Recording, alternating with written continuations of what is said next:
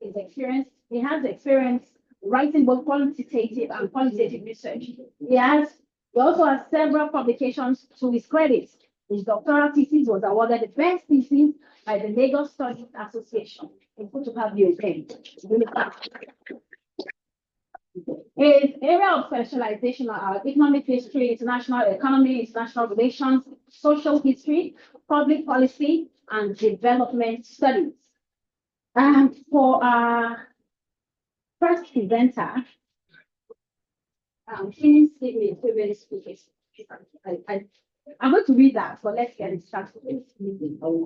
Distinguished scholars in the house, I present our first scholar,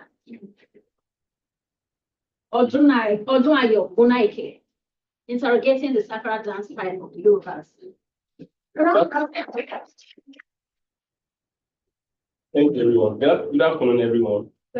My name, as the child just said, is Odunayo Bunaike, and this evening I'm here to present the paper titled Interrogating the Sakara Dance Style of the Yoruba. Before I proceed, I would like to plead that you allow me to say a short story of what triggered this paper. That afternoon, that day, I belong to a WhatsApp group where we have groups of people interested in Sakara music. Actually, all of us have the same, just one goal of, that is, our goal is to revive Sakara. For almost everyone should know that Sakara is almost out, it's almost gone from us. That is, it is no more a race, it is no more a vote. So some guys, like these people behind me, are interested in reviving Sakara. So we have many groups on social media. So I belong to about 3 people. So all of us here belong to one. That afternoon that I'm talking about, one of us, Mr. Kamilu Sonu, who is the son of Kasumi Sholasoni. Kasumi Sholasoni was a drummer, he was the lead drummer of Yusuf Olatunji, that prominent Sakara musician. He posted a video in the group, and that video showed us Mr. Kamilu trying to teach his 3 children how to dance Sakara. So immediately I saw the video, I felt so sad. Why? Only one out of the children was able to dance Sakara the way I have seen it danced. Immediately that happened, I picked my phone, I put a call through to him, and I told him, and he agreed with me that he's also sad that his own children cannot dance in that Sakara. I was like, did they know that their grandfather made fortune from this business? He said maybe they still don't know what it means to be a grandchild, to be grandchildren of the Sakara practitioner. I said, Edmond, I will do something on this. And what is that thing? That is what I'm here to do this afternoon. I promise him that I will start a research on how for us to see what we can do to Sakara, at least to revive it. I have interacted with some guys since I got here, and they told me I may be wasting my time since they feel that culture, what do they call it? Culture, including dance, will always evolve. And I agree with them, but I am still feeling like, no, we cannot afford to lose these things to the past. Since some of us here have knowledge of it, and we can trace, as a historian, I know I can trace some things, and my little effort has yielded this paper. And that is what I'm about to present to you. Before I go into the details, let me first of all try to define what Sakara is. According to what Christopher Waterman, he told us that Sakara itself is a kind of entity that is threefold. What does it mean? What does Waterman mean? Waterman is trying to tell us Sakara has 3 components. It has the dance style, it has the drums, and it has the lyrics. That is, that genre it has 3 components in it. We have the Sakara dance, we have the Sakara lyrics, we have the Sakara drum. So, with that, I then proceed to tell us that my statement of purpose is to see how Sakara dance was being practiced at a point in time and how it was lost, why it was lost. That is why I'm here this afternoon.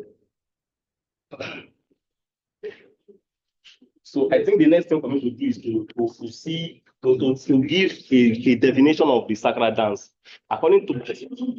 And for this study, let me also tell you that I try to use oral interview.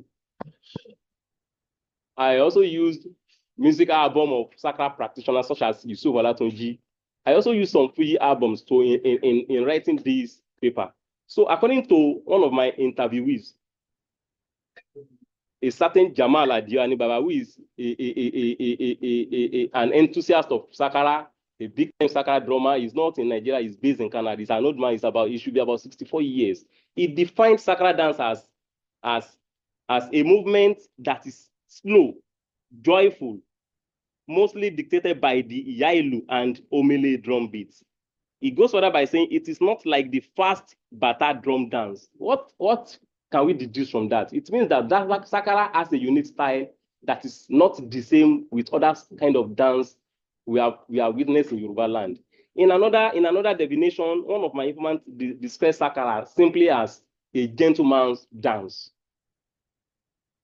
So now I think the next thing for me to do is to go to how sakara is being danced.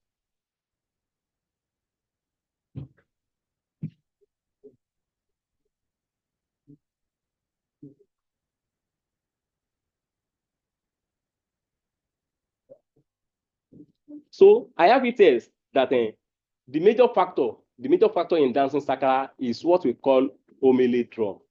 Actually, in sakara, in that music brand called sakara, we have few instruments. We have the omele, we have the sakara, which is also known as latigo or onosha, that is pot neck. We have the igba, and we have the we have omele, igba, latigo, and goje and molo.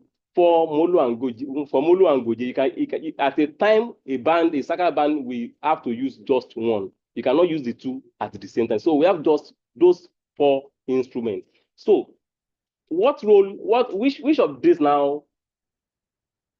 of these instruments do we really need to that really dictate the dance space? It is omele. According to my informant again, he made me know that while dancing sakara, while all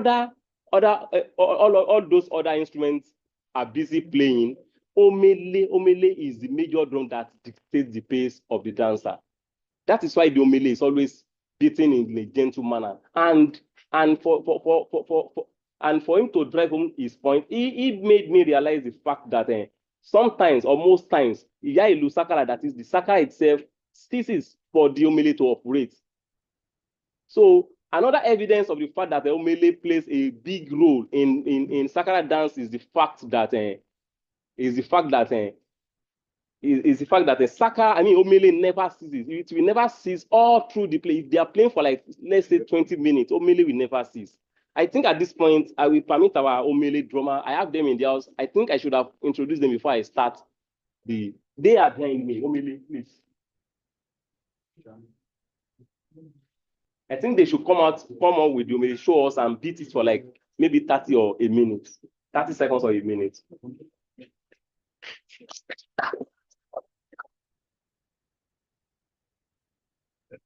That is the omele drum. Where is the sakara? Sakara. Come on.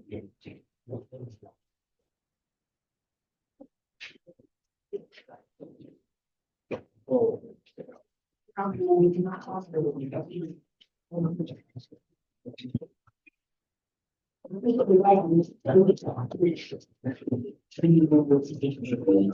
The guy who I do is.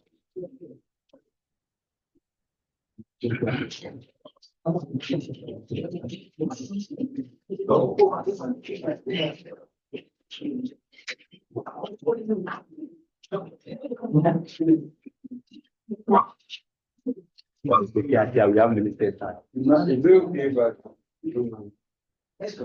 Why? Why not?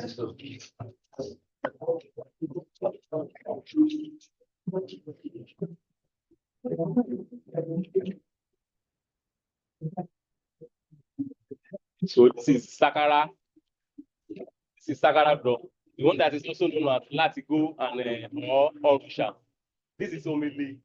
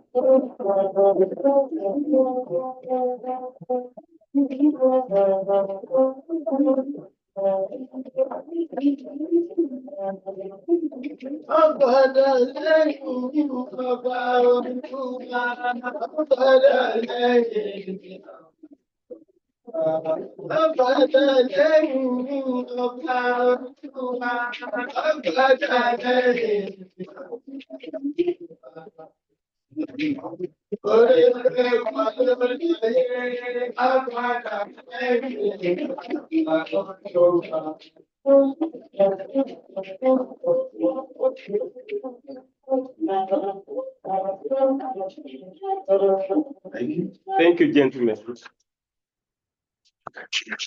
So like I said earlier, it is this particular drum homily that dictates a typical Sakara dancer's dance step.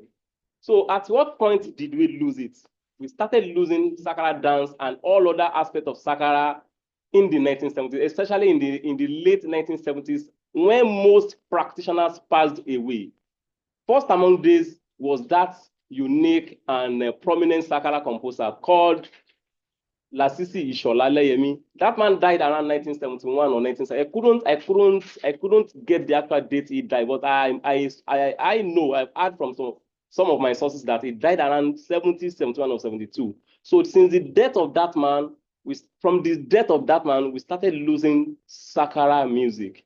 So the greatest of the blow to Sakara came around 1978 when we lost Yusuf Olatunji. Undoubtedly the best and the most prominent Sakara musician Nigeria ever produced. That man died December 15, 1978. So not long after, we started seeing the emergence or the dominance of the almighty Fuji. And I argued in my paper, I have finished the paper. And I don't think I'm ready to take another idea. I'm not proud. I'm sorry. That the damage Fuji did to Saka is not measurable, no, because if those men didn't die at that time, Fuji will emerge, but may not at that time. When Yusuf died in 1978, what Fuji simply did was to draw these two drums into its fold. I have tried to contact Alhaji Aderoju to ask him at what point did Fuji embrace Sakara and Molo. Sakara and Omele, but I've not been able to contact him. So one other discovery I made was that ever before these men died, Sakara itself has been having challenges. First challenge I discovered was that as far back as 1975, a certain Lefty Salami has introduced instruments other than original Sakara instrument into the fold. I've been told to round up. So I conclude that Sakara can be revived. Let me read out what I wrote here.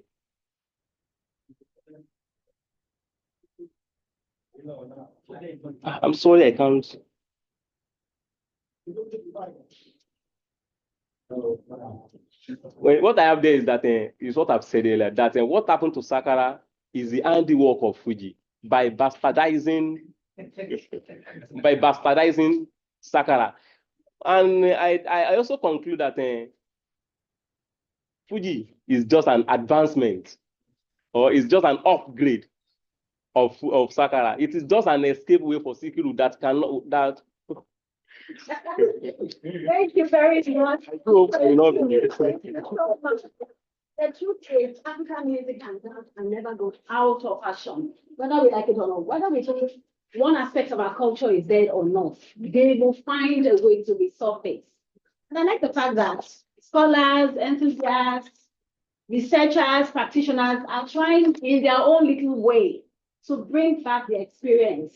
I am really happy and I am optimistic that we will lose nothing in the end. Yes. But Just then we should also remember that, whether we like it or not, that some things, I mean, it's a cultural thing, that some things will just naturally give way to other things to emerge, and we cannot change that.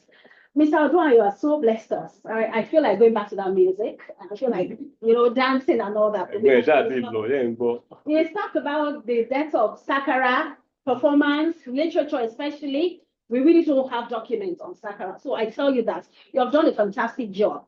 And I'm open to collaboration. I'm really happy about this. I'm also really excited. Also talked about the revivification of Sakara. Well, I don't want us to look at the performance or the resurgence or the introduction of Fuji, for instance. Every dance experience, every musical experience has its pros and cons. We cannot change that. We talked about the components of Sakara being the lyrics, the drum. I think that there's a connection between these three. There's a connection, the triangular movements between the drumming experience, the singing experience. Because it feels like without the singing, Sakara is incomplete. Without the drumming, Sakara is also incomplete. Without the dance. And the dance. Because the patron, Sakara is actually patron-centric. Oh my goodness. Please, let's give him another round of applause. I'm really enjoying it. We will have time for questions. Let's just go on because we started behind schedule. Our second presenter is Abiola Esther Olawale. Thank you.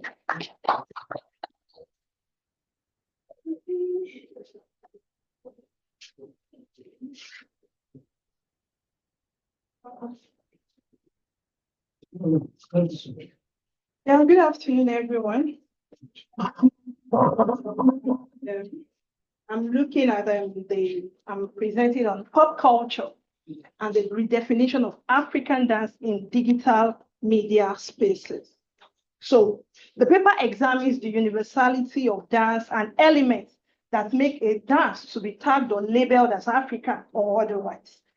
Then also it looks at the connection between sound and dance and the extent to which popular culture, technology, and globalization have influenced African dance are examined. Furthermore, the paper demonstrates ways dance of African origins gains traction and assume transnational status. Again, for the methodologies, oral interviews, literature search, and analysis of visual content in digital media spaces were used for data collection using the interpretative methodology of data analysis. The paper concludes that popular culture has not only influenced dance in Africa, but also redefined it, and technology has contributed to its virality by taking dance originating from Africa to global stage. Introduction. Dance is an integral part of every culture, is an integral part of every society. It is a language that is understood by all and sundry, irrespective of race, irrespective of ethnicity, irrespective of geopolitical region and all. So we wouldn't want to contest that, okay, dance is not known somewhere, no. Then also the fact that distinct styles and patterns exist readily account for labeling certain dance steps as either African or European. Yes, for Africa, for countries that are not African, you have the ballet, you have the salsa, you have those kind of dance, and also we already know that, okay, this dance is specific to this region, and okay, for Africa, we also have our own kind of dance. So away from that, in Africa, dance that transcended geographical boundaries to assume transnationality, owing to the tripartite influence of technology, pop culture, and globalization. Digital media spaces, as we all know, we have a TikTok, we have an Instagram, YouTube, and all, are replete with African sounds, choreographers, and dance groups that have gone viral. Now, the research questions: what constitutes African dance? How does African dance emerge, gain traction, and assume transnationality, come virality? Then lastly, in what ways has pop culture influenced African dance? The theory for this paper is based on the twin pillar of sociological aesthetic theory and choreology aesthetic theory.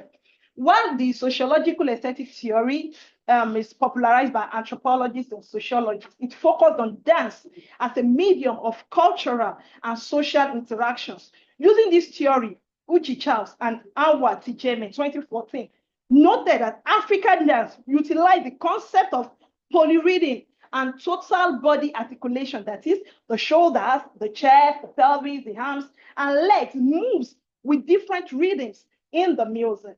Then also for choreological aesthetics theory, according to those two again, is the art of designing sequences of movement in which motion, form, or both are specified. Underlying choreological theory is the imposition of order upon dance beyond improvisation, that is one, shape dance in the 3 dimensions of space and the 4th dimension of dance, 4th dimension of time, as well as within the potential of the human body. It means for that theory, you are taking into consideration the ability, the limit of what that person's body can take.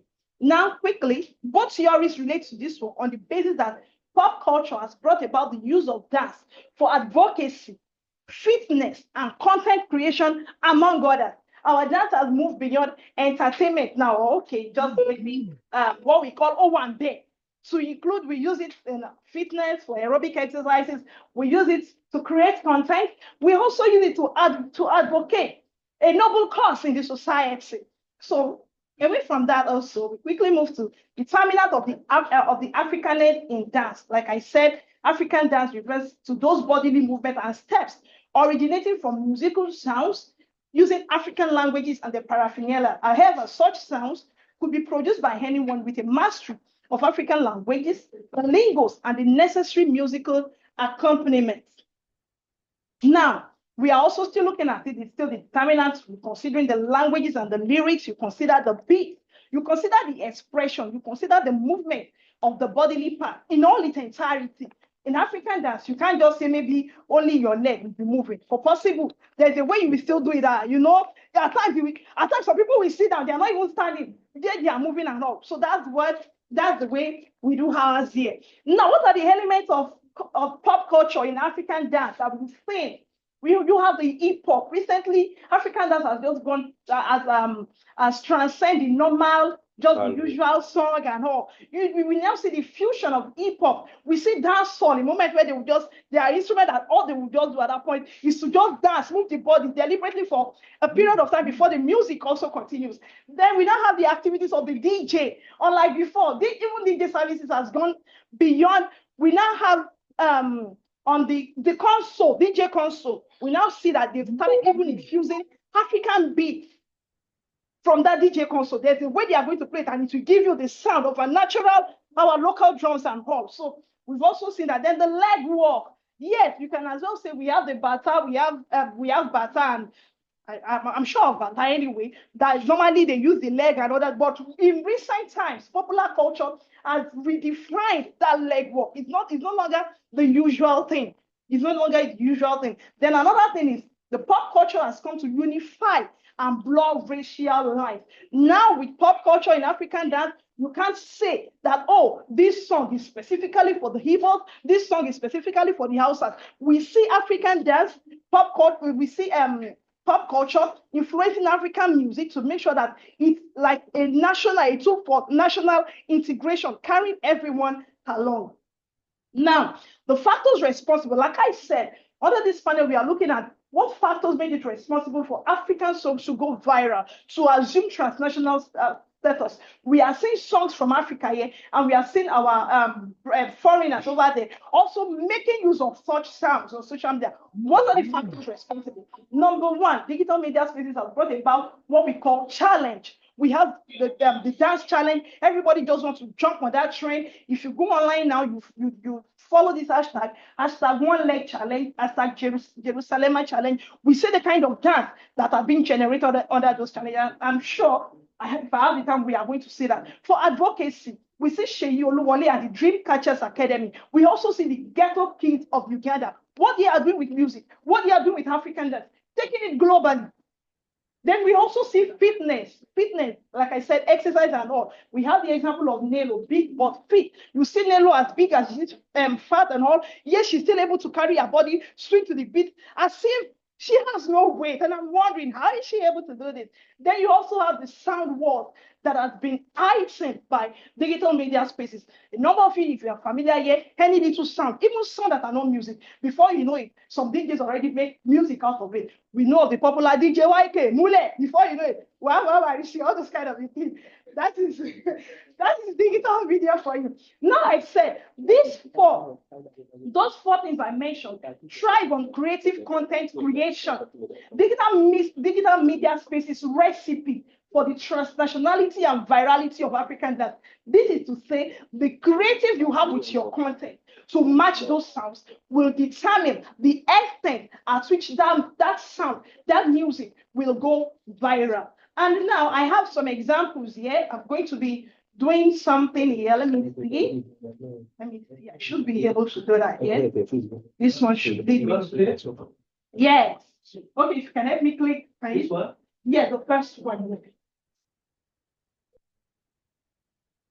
Okay, while we are waiting for it to load, from what I have here at my hand, we are able to see the analysis.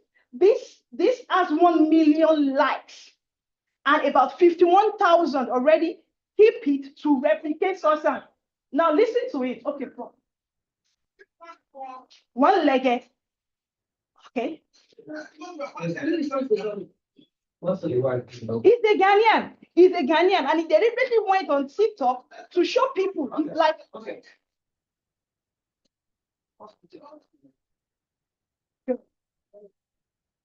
So if my brother find himself in an African party and doesn't know how to dance, Jay and Nova already told him as that. Just go there, one leg, you know that kind of thing. Party. You see?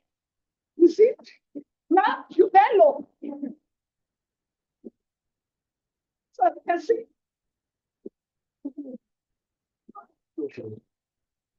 Down low. Shoulder up. Hand on chest. Switch up. You want to twist it, you know, that kind of thing. And before you know it, see, 1 million views, 1 million likes, wow. 51,000 want to replicate the dance of which they saved it to replicate that. Can you also please let me go to the second one? I'm sure the second one also is okay. Please let's go to the third one. I'm interested in that third link. That third link is our foreign brother, a foreigner, not in Nigeria, not an African, vibing to one-legged challenge. So let me pick it up from here also. It's going to come up now because of time.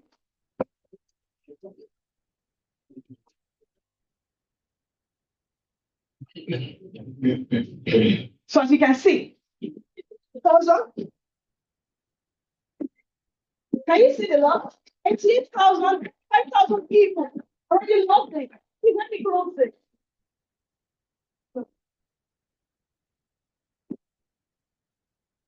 Now look at 1,616. Save this to replicate that move. But this way you now see our African sound, our African music is going viral. It's transcending the continent of Africa.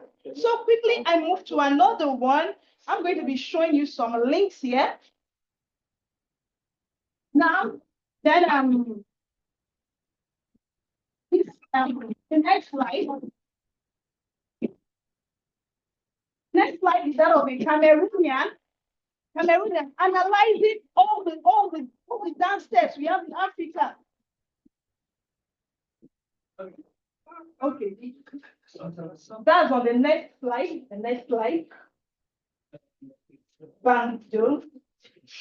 Yes, this. And you're going to see, you will now see the different style. He will say, okay, this particular dance style is from Nigeria. The song is sung by Daniel, is a Nigerian song. You now see. Now, actually,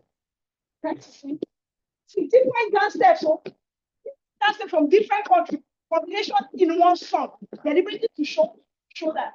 So, our African sounds are traveling out of the country, out of the continent. Then you go to the next salt of the earth. Yes. Now you're also going to 54,000, 66,700. This is not in Nigeria. Showing it, showing leg works, showing different leg works in Nigeria. The sound is a Nigerian sound. So really, I'm being told to wrap up. I have other things here to show, but I'm not going to wrap up without.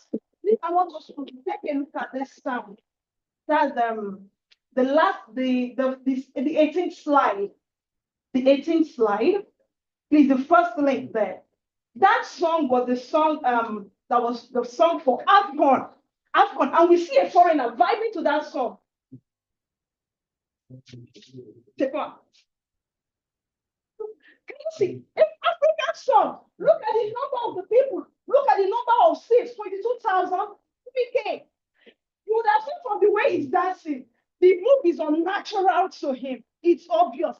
It is evident because if you see the real dance, you can follow it yourself. So, like I said, before I wrap up, so could you please let me go to the closing dance? We are going to do something with this sound. The sound you are going to listen to now under that closing, I think the last slide before the conclusion, closing dance. Yes, it should be this. Yes, please help me open it. The song is for UEFA, but Africa, we Africanize that sound. See those sounds? Yeah. Also, but we've Africanized it. I have seen something like this. You see that kind of a thing? Please. Now look at it. And 18,000. Right? See those who save it. You see none of those who save it. Why not save it? To replicate it. I'm telling you, with those numbers, we can never go wrong. With those numbers, African song is taking its place there. And it's our time.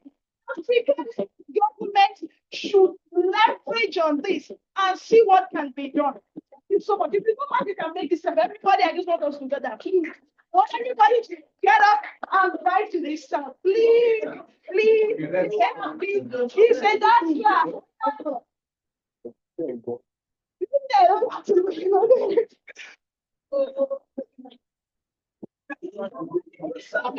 I love I need to tell you that if you are not an African and you do not have any connection here, then you are no fair. Thank you very much. Well, I think you have said so much, and I just can't start talking about it because you have opened up a lot of perspectives that I'm willing to interrogate, like questioning so many things. And the first part was when you mentioned the determinant of Africanism, that something just came to my mind. And this scholar, this dance scholar, Beatrice Kepler, don't know whether I got the name, where she says that African dance and aesthetics is often defined by the culture and the precept of the people, the cultural precept of the people. And then connecting African dance to the global space now brings back the question of originality and commonalities in dance. Who owns this dance? Yeah. Who, you know? And I find that intriguing. Thank you so much. Then you talked about the polyrhythmic and the polycentric nature of African dance. We cannot talk about African dance and exempt the fact that we have this polyrhythmic and polycentric aspect of us. Now, against all odds, people have always thought that, okay, African dance will go into extinction, we are losing our values. But beyond all of that, we have seen the advantages, mentioning the fact that technology and its advancements is sort of giving African dance global attention. That, for me, is a great take home. And I really want to appreciate your perspective. Thank you. Please, that's up. Last presenter, before we go into the general discussion, is Abimbola Oyarino from Olabisi Onabanjo University. Let us encourage you. Thank you. Thank you. In 10 minutes, please. Okay. So, good day, everyone. My name is Abimbola Oyari, and I'll be looking at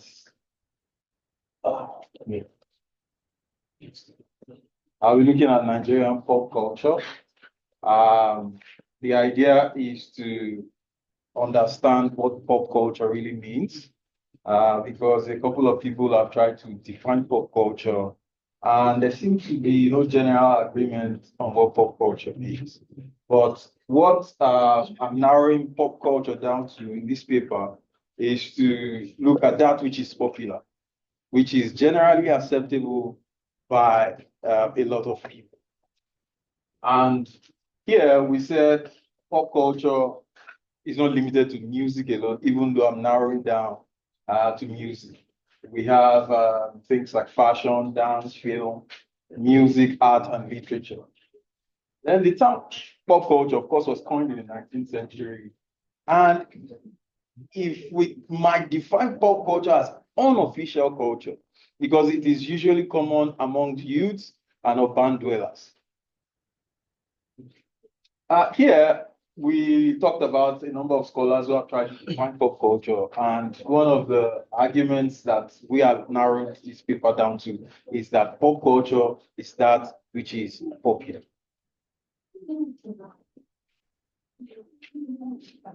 I'm sorry. How do I go back? Okay. So let me go back. Here, the aim of this paper, if we look at what the topic is we are looking at, can I please borrow that title? Because I want to break the title down so we get. So I said grammar, slangs, and mother tongue. This was something that was said by a Nigerian rapper by name Rugged Man. At the time, he advocated something that wasn't popular, but Nigerian music was already absorbed. When we look at the waves of the evolution of Nigerian music, we are going to see the transition from embracing that which is foreign because of our taste in foreign products, and how we went 360 from embracing foreign ideas, foreign sound, foreign culture, to now appreciating our own. And it became so good that if you do not have that African identity, that Nigerian sound, you just phase out. And that is what has happened to Nigerian music. Rugged Man said this in 2007. Nigerian rappers did not listen. Today, Nigerian rap is dead and Afrobeat has taken over from it. I said, grammar, slang, and mother tongue attributed to Rugged Man. Expanding waves of Nigerian popular music. I'm hinging this work on the theory of change that says change occurs every 10 years, owing to the influence of globalization, the influence of the transfusion of information. How easy information moves now has made change happen in a space of 10 years. And when we look at the waves that I have narrowed this down to, we will see that every 10 years, there is an atom of change in Nigerian sound, Nigerian music, and Nigerian dance. This is the first week from the 1950s and 1960s. Here, Nigerian music was very traditional because, of course, the influence of foreign sound was not available owing to the lack of technology. And here we have musicians, popular musicians, of course. We had a lot of musicians. But the popular ones at the time was Ike Dairo, Haruna Ishola, E.C. Arinze, Sami Akpabot, and his all-star band, Godwin Omobua. Most of us might not know these musicians. But What's the name? what? What's the name? The name of The musician. they are here. I have a couple of them. We have Jimmy Lawson. We have Anyila Omowura. They were the popular guys during this time. And they had some form of external influence. By the way, Ghanaian sound has a lot of influence on Nigerian music. And that is why if you see what is going on social media space, where Ghanaians often brag about being better than Nigeria, it is because of the historical connection. Now here, the external influence, we have Ghanaian highlife, Caribbean calypso, mambo, prevalent in our popular music of the time. Then we transition And by the way, this period ended in 67 because of the influence of the Nigerian Civil War. The Nigerian Civil War changed the direction of Nigerian sound. And we're going to realize that, during the second wave, you will see more of music speaking to the ills in the society. Before then, the musicians that existed during the first wave only talked about wealth, affluence, and that was a period where, and I'm happy that my colleague here talked about Sakara, which I'm going to include because I missed that. Because Sakara also was that kind of feel-good music, for the wealthy class. Music that exalts wealth, that praised people. But the influence of the Nigerian Civil War changed that narrative. Music began to look at the ills in the society. You see people like Sonyade who have sung about the ills in the society. Ebenezer Obey had sung about the economy. Fela Anikulapo Kuti, very popular for calling the government out. And you have the likes of Oliver the Cook or the Oriental Brothers, who, because of their position in the Southeast, because of the influence of the war, they were careful about antagonizing the government because there was still this distrust for the people in the Southeast. And the direction of their music was channeled towards that high life of the 50s, which was about exalting people. And when we look at the music of Oliver the Cook and Osadebe, you will see that they were just busy exalting the wealthy in the society. Here, we have to dedicate a particular portion for Fela Anikulapo Kuti, who talked about the social ills in the society, and he was very vehement on that. The mother died as a result of this, and he also went to prison a couple of times because of this. At this time also, we realized that Juju evolved as a popular music at the time. Equally, Fuji also became a popular music. Here, I narrowed Fuji to have emerged from Apala and Ajisari, but with what I've learned today, I would also inculcate the Sakara influence in Fuji. The third wave. Here, we now have a lot of foreign influence in our music, where you have the Yo-pop, that is very foreign. Yo-pop is not something African. We had the Afro Juju, and by Shina Peters, of course. We had international record label at this time. This is something that is interesting about the third wave, which will take us also to the fourth wave. The international record label began to, have interest in Nigerian music because of the commercial potential of our music. Salawa Beni and his Anawaka brand, Fuji was also still in the mainstream at the time. Segun Adewale with his Yo-pop, and here we had a fusion of international sound and costumes. You can see Shina Peters trying to look American, and you see Wasiu Ayinde Marshall here, even naming his album American Connection because of our taste for foreign and American product at the time. The third wave also continued with sounds like reggae, calypso, rap, and R&B. You would notice that a lot of American influence was popular at this time. Here we have the likes of Blackie, Majek Fashek, Mike Okri, Ras Kimono, and Ogoli, popular at this time. But also at this time, the Nigerian music industry began to dwindle because there is a place of identity. And we had lost it at this time because you have to ask very well, is this a Nigerian artist, to even know if it is a Nigerian song? The place of identity was lost, and it affected the market value because we were no longer contributing anything to international sound. So the fourth wave came to revive this. but they didn't start by reviving it.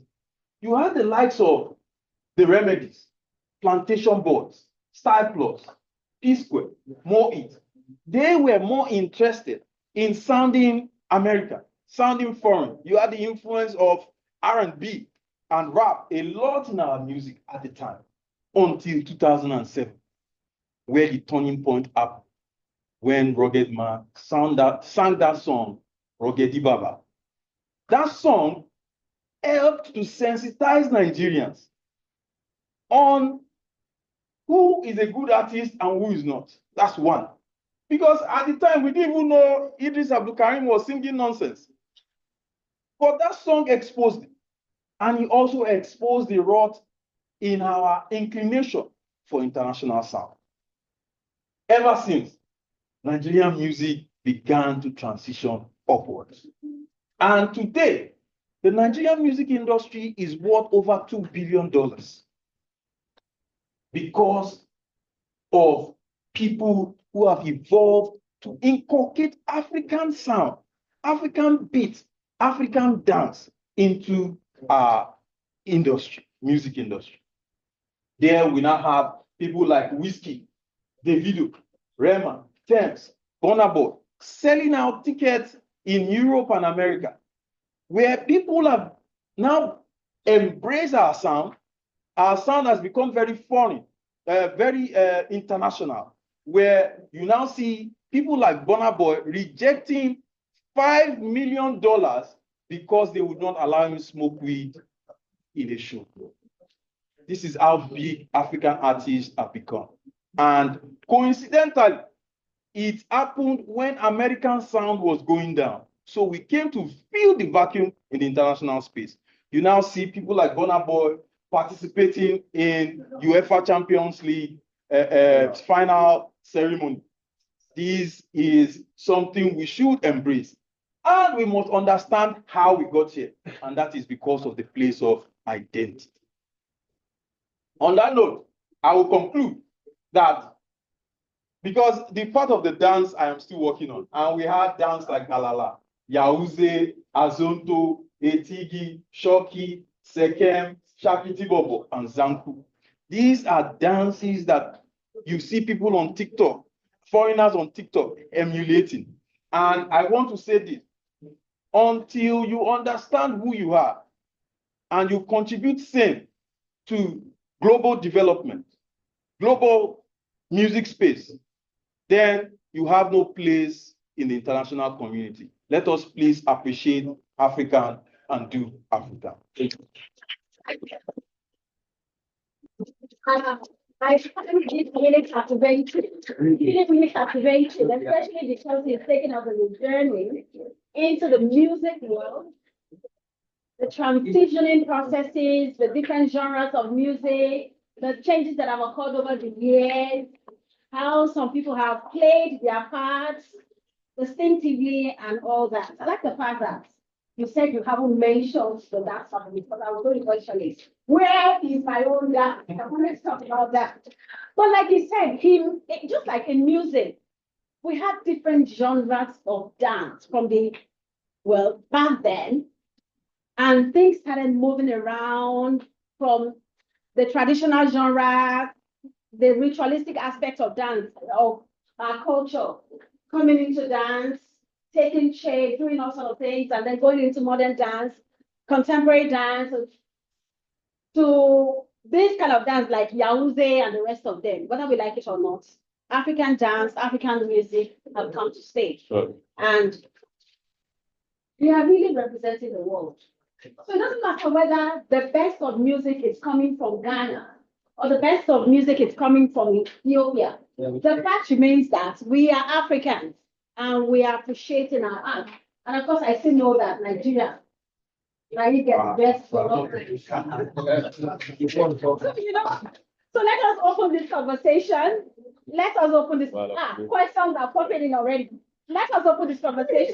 The last time we had this conversation, I talked to myself that knowledge is indeed inexhaustible in virtually every aspect of life, in anything that we do. I thought that we did so well 2 days ago, but seeing what we have on ground today, having listened to this presentation and these different perspectives, I think that there's still a long way for us to go. So let us open this discussion.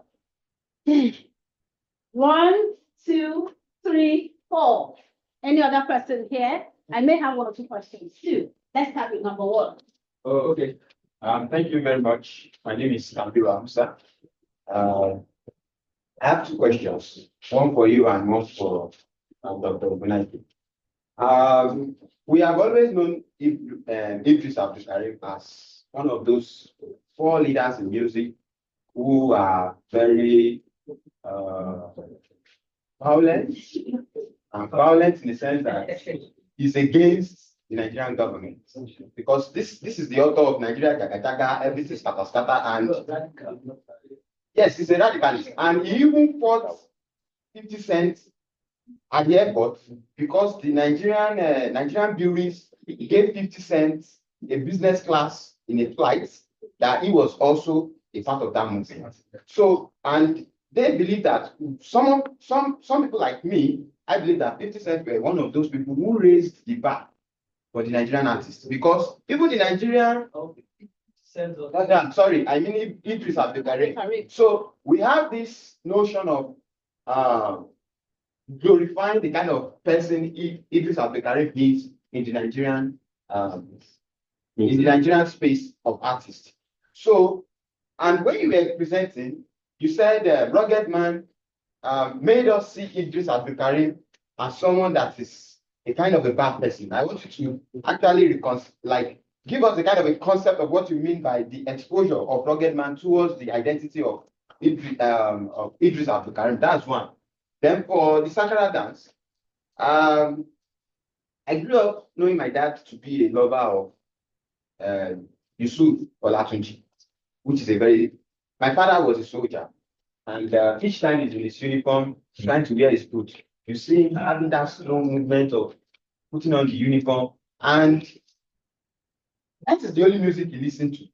At the point I asked him that, Dad, why is it that this man is, because I hate it.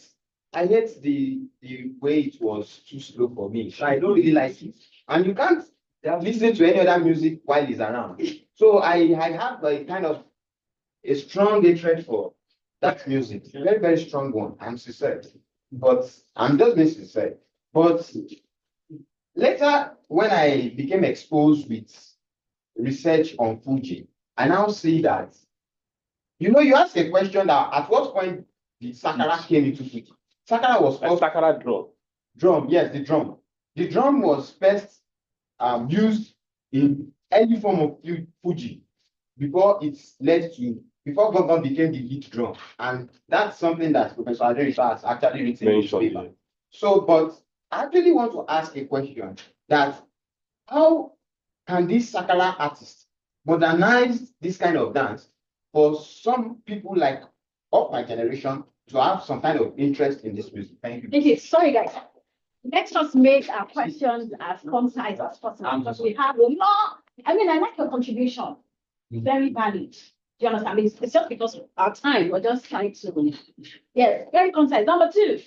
Good everyone. Mine is like a comment. I know people here may not have the answer, but I'll just drop in anyone who wants to share something about it. So basically, I have a love-hate feeling towards what we are currently doing in Nigerian music or African music. So we are doing very well. Nigerian music or African music in the sense of Amapiano and Afrobeats is really global. We have become an acquired taste. People can no longer resist it. I mean, it has become something that people stick involuntarily. And there is a lot of money being generated within the industry. But I really think that in 5 or 10 years to come, this irresistibility will just die off and will have nothing to show for it. And I'm saying that in the sense of the fact that almost all of the money that is being made from the industry just goes back to things coming from Europe. Rolls Royce, Bentley, everything. We do not invest in the business of music. None of our big artists has invested has become music executives. None of them own distribution platform. None of them own big music instrument platforms. None of them own big production studios, music instrument. I mean, so I am really angry about this fact, about the fact that everything it takes to make top quality African music today comes from outside Africa. And all the money that's made from it is reinvested back into buying things, buying Moet champagne, Rolls Royce, and all of these things. At the end of the day, 10 years, 15 years, 20 years, this irresistibility will go away and we will have nothing to show for it, but I mean, dead Rolls Royce. Africa is the future of the world. Yeah. That's we like this for. I tell you, no. Africa is the future of the world. And we have to go down memory lane to tell ourselves the truth. You haven't seen anything about Africa yet. I understand your perspective. It's just like calling our consciousness certain things, not just music, but of course dance too. And then when somebody earlier talked about dance identity, there's still identity in our dance. You understand? But of course, in dance there's something that is known as diffusion. There's culture diffusion, and we cannot rule the place of dance and music out. But thank you for that contribution. I am taking into it. I'm going to do some work on that. Number 3. Sorry, please note your question. Okay. Number 3, she's number 4. Please, I'm counting your words, only 10 words. Yeah, sure. Hi, both. My name is Mark Oliver, and I have the response and also I'll take question also for the Sakara paper. It's really fascinating to start with. And also I was thinking about some certain interventions because I'm quite curious about the systems.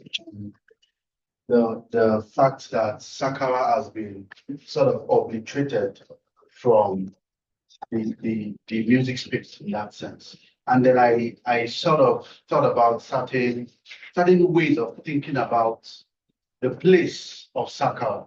And that's the question of continuities and discontinuities, questions of influences, questions of the place in contemporary and popular music. So what I'm trying to say in essence is, how about we look at the place and the survival of Sakara in contemporary music and look at how it still exists? Because when you said it has gone extinct, I felt that was a very it was a very resolute statement to me, right? Because I believe Sakara still has its influences in different forms. Now, to be very honest, it may not come in the form you've known it to come or you've known it to have been. And that's the place of history, right? So taking a historical perspective, look at what it was before and what it is now and what it will be, that is, its futures, would provide a very rich perspective to understanding and sustaining Sakara as what's it called, as a part of musical enrichment. Thank you. Thank you very much. I like to suspect it too. And this tells me that the pendulum of change is magical. That's the truth. And that's one aspect that you should really, I like that. So, yeah, my name is Rosemary Fofola from the University of Wisconsin-Madison. I won't belabor, other questions that have been raised or been commented about, but I just want to ask Professor Orian one question. I think the presentation is detailed, well researched, and like she said, like a refresher to how to the history of popular music. But I'm worried about the periodization, particularly that women didn't come in until the third wave when you were talking about Salawat. What happens to Hadrini decency in the 60s? And it's one of the problematics also that I find with Professor Kusuma Waterman's book in his articulation of the history of Juju. Where have women and also queer artists in cultural history? Where is the cross-director Arias Carter, who was singing in palaces and across various places? And even in contemporary time, when it came to the contemporary analysis, it was more about Burna Boy and all of this. And so I'm really worried about how can we begin to read the history of popular music against the grain.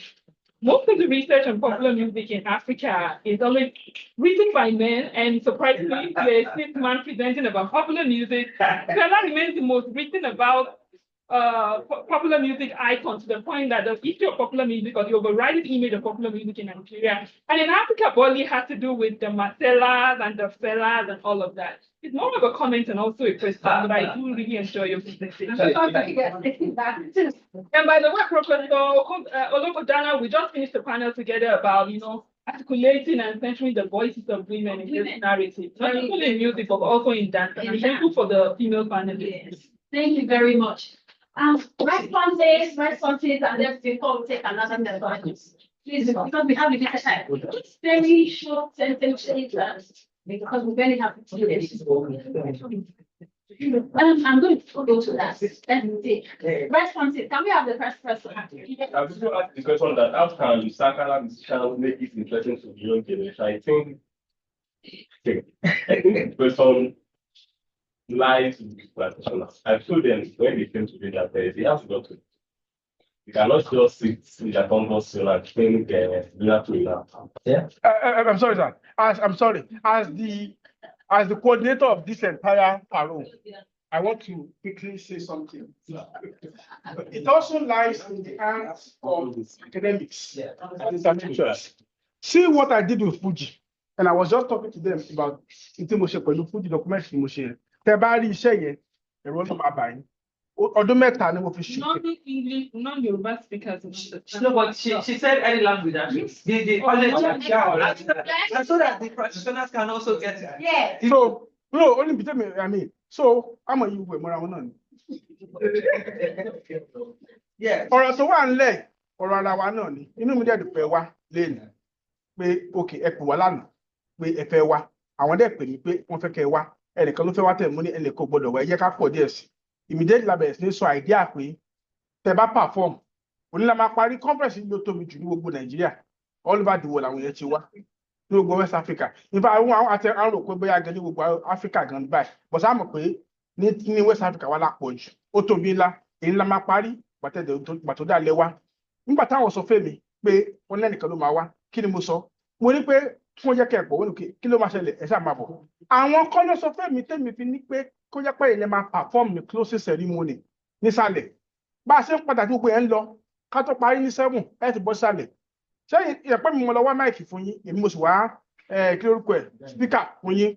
Pápápá mo gbé táàgì sí yín lọ́rùn. Pápápá mo fún yín ní mail ticket. Iṣẹ́ àwa akadá. Òpópó mọ́kà mọ́rọ̀rọ̀ èèyàn ló tún ṣe. Ọ̀là òsì ọ̀là ìlàbọ̀rọ̀ bàbá gbá ọ̀làlà. Àwa ní àwọn network tí ó jẹ́ pé ó lè promote iṣẹ́ wọn. A mọ̀ pé aṣọ ìgbàládá fúngbà. Táìmù Sakara ti pé ó ti lọ díẹ̀. Ó sì lè padà wá. Ṣùgbọ́n tẹ́ bá fẹ́ kó padà wá, iṣẹ́ ọpọlọ iṣẹ́ gbogbo wa ni.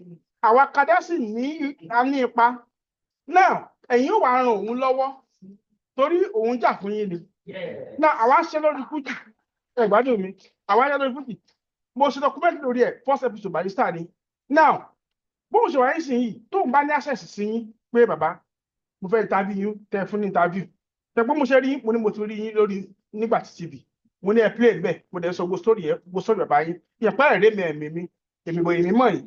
Torí èmi gbogbo interview yẹn, akadá ẹ̀rẹ̀ ọ̀rọ̀ tẹ́ ẹ̀ sọ yẹn, ó difficult láti pé professor of history gbọ́ gbogbo ọ̀tẹ́ sọ, ó dẹ̀ rí ọpọlọ tó wà níbẹ̀. So, kábàá gbọ́pọ̀ lọ lé olóró. Ní tí mo sọ ni wípé ẹ̀yin ọlọ́dọ̀ rìn lọ́wọ́ tó pàtẹ́ gbé mátà yẹn wá. Ṣé pé ẹ̀yin ò pé ó dákẹ́ gbé wá? Kí lèmi ṣe? Èmi gbé tàbáyé. Mo ní pé mo dẹ̀ fi ní pé kí tí mo sọ dé gan, mo ní tí máa ti ń perform pé mi máa kọ́ lọ náwó fún wọn. Tó àtàwọn yẹn láàyè kí ni wọ́n á náwó fún wọn. Torí pé adúpẹ́ lọ́wọ́ owó wà.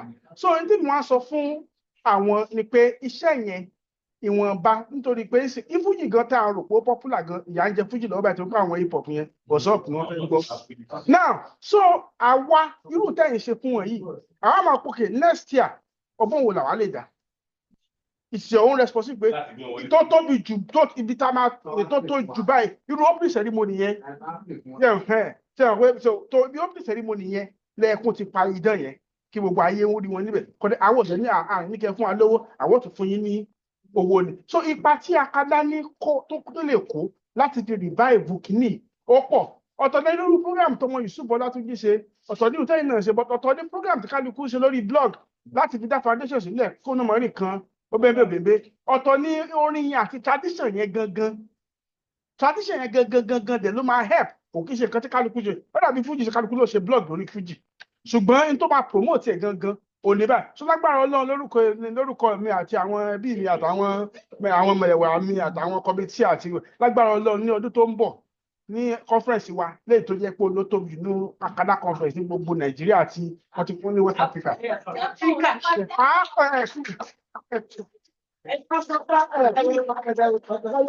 So lórúkọ àwọn àgbẹ̀yìn wá sí ibi opening ceremony gbogbo ayé tí ó rí yín tá bá ṣẹ̀yìn tán ibi tí ó dùn gan dé gan àwọn èèyàn mọ̀ pé ṣé Sakara ni ó ń dárú àràbá ìtorí fújì kò ṣerú ẹ̀ nínú ìbára so Akada ní ṣe ìwọ̀nba ní wàhálà táwọn lè ṣe mọ́ tí wọn ò bá ní network tí ó yẹ kó wá yẹ kí n dákẹ́ níbẹ̀ ló pẹ́.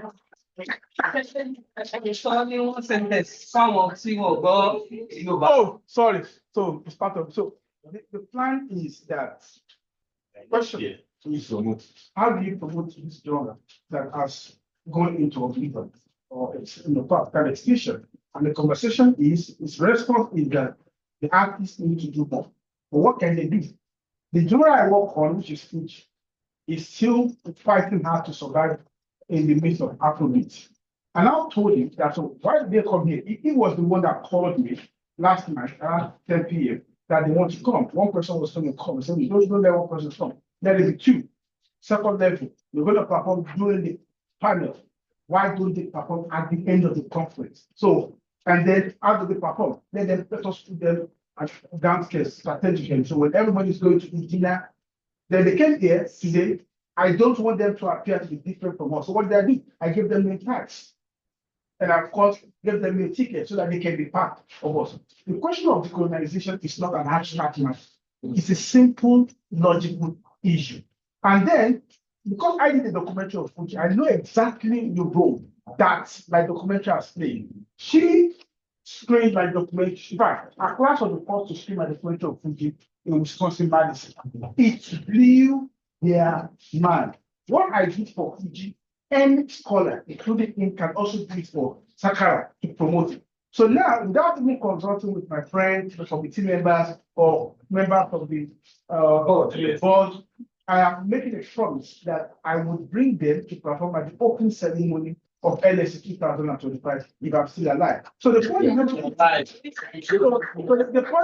emphasis is academics as a result of the resources, the skill, the energy we have are in a very strong and enduring position to do so many things that even the artists would never be able. Fuji, let me say, Fuji is a big art. They have big stars who are multimillionaire in Naira, but they couldn't pull off what I pulled off. Not only because I have an academic and epistemic interest in it, because I have the money, I have the network, I have the knowledge, I have the resources, I have the patience, I have the mindset. She is in the second episode of the Fuji documentary. I was shooting with that last week, right? Shooting. She's an academic interpreting the story of Salawa Abeni. If I didn't work on Salawa Abeni, who's going to talk on Salawa as part of the project on Fuji? So the point never says there's a limit to what these artists can do in the current atmosphere of erosion of the tradition that has paved the way for massive cultural transformation. Academics, as a result of our network, of our resources, of our intellectual work, of our research, it knows I know a lot, and it knows I know I have data about Sakara in the newspapers. It is our own responsibility to promote them. And we can promote them without collecting anything from them because we have a different mission. I want to promote like Monowoli. I wish I would promote that in one day. So, but I'm going one next year. Big conference there, Roma, all over the world, the open ceremony. I'm going instrument. I'm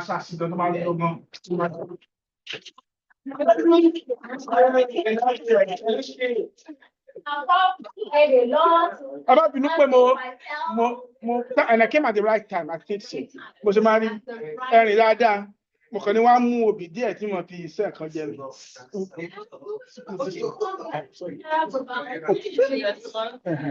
That's really our take home. That's what I did. Let that be our take home. We may take one or two other comments rather than questions. Let's take comments. Yes.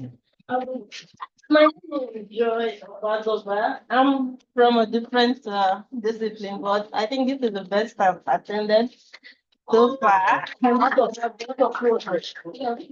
This is my aha moment. But I just want to quickly add, I'm from the urban planning background, and I'm saying that the erosion we're talking about, is it possible that we link it to the society changing as well? Because if we're talking about music, we're talking about dance, let's consider those people in the rural and urban centers who are moving and changing geography and think that their mind, because of the environment they come from, they cannot do this or they cannot dance to a certain, because they need to be dressed in a certain way to do certain things. So is it possible that we'll link music to urban society, link music to our society? I've written an article on music and the role of urban planning, and I think we should think about a way to connect the dots together so that when we move from one location, it's not just our culture that we lose, we also lose our identity as well. I think response to that will be that whether we are moving from urban to rural or rural to urban, as the case may be, we are always moving with our identity. Now, when you get to the new place, there's that possibility that you lose some aspects of your culture in order to gain other aspects of other people's culture. But can be so much. Can be so much. Say something. Oh, yeah, I was saying. Oh, no, sorry. I'm sorry. I'm sorry. Please. So sorry. After the session, because I have a thank you to yeah, regarding the Sakara, I remember when the social media came in anything in 2000, we embraced it. And then the hip hop music subscribed to it, and the hip hop was more popular. The advent of says microphone to social media, Twitter leading to YouTube, all that. And then the good thing that is keeping Fuji as one of the African genres of music is most of their promoters, they are leading promoters. Even they are using social media, the likes of K1, the likes of Pasuma, they are using it. So I believe that one of the several factors that can make the Sakara start is the ability to use social media to promote themselves. We're talking about. There are several practitioners of Sakara using social media to promote themselves. It's not even one that they go to invest. They can just do online showcasing people, and then it go a long way. You can remember in COVID-19, well, what we do actually start from their own from our community is the ability to do gospel music from our own from studio, praising on everything. The people got to know actually if Sakara practitioners can do that really from the homes of this, people will enjoy them, and then people start Taking interest. Thank you. That slipped into my mind also when you started talking, and I remember that in few years, I think few years past, nobody knew about Bayi dance. Have you seen videos, skits about Bayi dance going viral now? Has anyone seen it? Bayi, have you seen it? Like please search for Bayi and learn about Bayi. I Google your name and I saw one of your articles, Akoto dance. I was like, my God. That's what Badagry. That's what we read. I read it. So what I'm trying to say, like Prof said, that is that the onus is more on the practitioners now. It's not just about the researchers or the scholars. The onus is on the practitioners to redefine and reassert themselves through their arts. I want to learn about Sakara. But sometimes when we come to people, they are always asking for money. For you to document my art, you must pay a certain amount of money. Before I was able to document Akoto dance, it took so long. And people were asking for money and I didn't have funding. So you see, when people come to you for things like that, please open up. Sakara is going to be bigger. I am not afraid that any African dance or music will, no, it can never. It is because we're not promoting it enough. And that's my point. Any other comments? We have, yes, my lady. 5 more minutes to the end of the session. About your question about moving places. Yeah, you just a comment about it. Yes, Yes. So I feel it is possible also to take our identities with us. Yes. Like I just want to give an instance.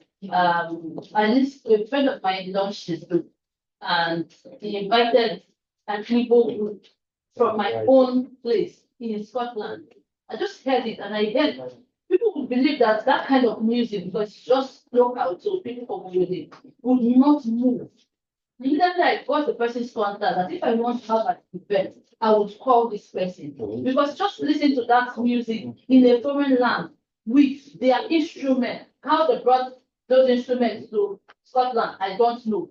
But it made me feel that connection to go. So it is possible for people to move with everything about themselves in a strange place. Because it brings a part of my paper about the concept of home. When somebody says, when you change place, we lose some of our identity, we become hybridized beings. Yes, we can anything home. Many of us still retain the concept of home wherever we find ourselves. Yeah. Is hybridity a good thing? Yes. For me, hybridity is a good thing. Yes. Yeah, Thank I just want to quickly respond to some things that were said about the paper. First, with Idris Abdulkarim. I didn't say Idris Abdulkarim is bad, but before Rugged Man sang the song, Idris Abdulkarim wanted to sound like Buster Rhymes, and in the process, he was always saying gibberish. And we didn't know because we didn't know any better. But when Rugged Man said what he said, people now went back to Idris Abdulkarim's songs and realized I wasn't really saying anything. If you want to, in this time and age where you can actually have the lyrics to a song, if you request for the lyrics to Idris Abdulkarim's rap, you won't get them. But it took Rugged Man to expose that. That is what. But Idris Abdulkarim has his contribution to the development of Nigerian music. Secondly, profit from music going back to Europe. That is a very wonderful point. And to tell you the fact, I am bothered.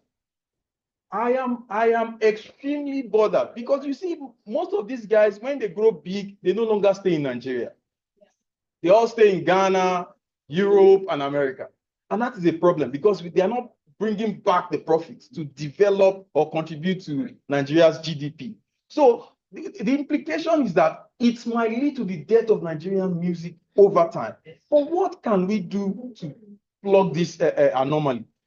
That's where the government comes in. Because Nigerian music evolved without the contribution of government. But now it has evolved to the point where if the government doesn't come in, there'll be a problem. For example, look at the United States and Hollywood. That is tourism and a market for the United States. But there's no point of convergence for Nigerian artists in Nigeria. That's why you see them going about. If we build a music village here in Lagos, for example, the White Elephant project that we have in Eco Atlantic, if that was a music village, it would have thrived better than what is there now. So I also want to talk about women in popular music. I talked about terms. I narrowed my argument, and I know the lady who is the cross-dresser, but she's limited to the Southeast. And what I am capturing here, my conceptual framework, is about popular culture, people who transcend their region and their national and global. For the recent musicians, popular musicians, Thames is the only one who can easily close down shows in Europe, America, and Africa. And that's why she's the only one I identify. So, and I was really late up to the popular, yeah. I don't understand this terms matter, honestly. In terms can be completely They were popular, yeah, in their region. Yeah. Thank you very much. Okay. On that note, we have come to the end of the session. I know that people will have a lot to contribute. Really excited about the session. I'll give you 1 minute and I'll give him 1 minute, just one. Hello? I now saw that was still on time. Let him talk first. Okay. He wanted to say something. Did you say what? I was going to make a comment about that urban global Okay. movement. Migration, yes. And then I felt about this guy that would I say he founded this Rango Tenge. Yes. Rango Tenge. That guy began in the rural space and now he's making wave in the urban space with that same thing. And now it's going global, right? So urbanization, yes, is an experience, but I think urbanization should be a plus rather than a minus in that sense. Yes, that's it. I agree with you. Thank you very much. Okay. I mean, I wanted to just, on the question of how Sakara music is purified, right? So Saeed said something before. He said, "Actually, Balanda Fuba." So everything has its own time. Sakara music was extremely big in the 60s and 70s, but it began to go down from the late 70s. And I think one of the biggest blows to Sakara and all other slow-paced music was Shino Peter's Ace. Because Shino Peter's Ace, basically, if we look at the entire landscape of Nigerian music, the fast-paced beat of Shino Peter's Ace album completely overshadowed every kind of slow-paced beat. Eroded. Ace is a big shift in Nigerian music, right? But if we talk about Asho Ibalada Fuga, there will be a time when this fast pace will also go down. Yeah. It will come naturally, and life seems to be more like a cyclical thing. You know, there was a time when Danshiki came back, and there was a time when most youth would never want to identify with Danshiki, but Danshiki came back. Everybody wore Danshiki, even women. Even women were wearing Danshiki. There was a time Oleku came back. But Oleku is basically modern form of Iran. So it can really happen if the Sakara musicians and all these other slow-paced musicians can keep doing their thing, keep practicing their craft. There will be a time this fast-paced music will come down and we may return to slow-paced music. And Sakara will try it again. Thank you. Let's go with it. Hashtag resurgence of